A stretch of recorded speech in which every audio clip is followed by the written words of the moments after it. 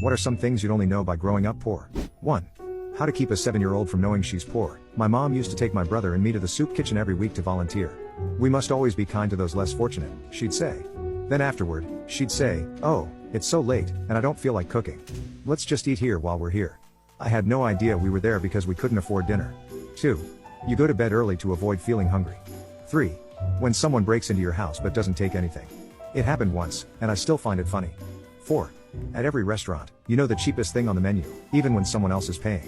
You're programmed to pick the cheapest option. My friend's mom once said, "You sure like hot dogs, that's all you ever order." She had no idea why. 5. Your dad asks you for $20 so he can get to work for the week, promising to pay you back when he gets paid. 6. I'm not sure about other states, but in Minnesota, they can't shut your power off in winter because of the risk of someone freezing to death.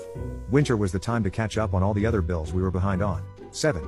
The first part of my childhood, I'd come home from school to an empty house. I never knew if I'd see my parents that night. There were no cell phones back then, and I was always anxious about what would happen if they did show up. So, I started walking to the library every day after school and staying until it closed just to avoid the anxiety. One of the librarians noticed me and took a liking to me. I think she saw something of herself in me. Gradually, we got to know each other. I noticed more books and my favorite genres started appearing on the shelves. One night, I went to McDonald's after the library closed. I was a quarter short for a hamburger, and she saw me asking people for change. Embarrassed, I tried to hide from her after that. Instead of leaving me alone, she started looking out for me. For over a year, she'd drop off chips, granola bars, or soda at my desk in the library.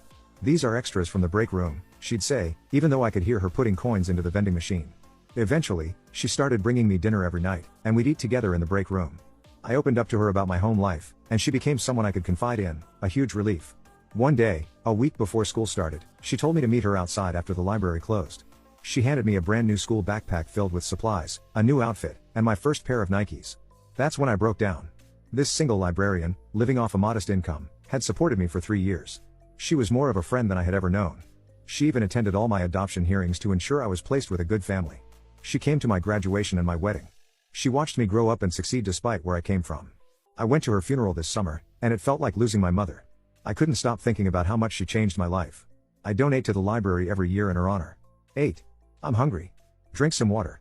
We were probably the most hydrated kids at school. Lamau.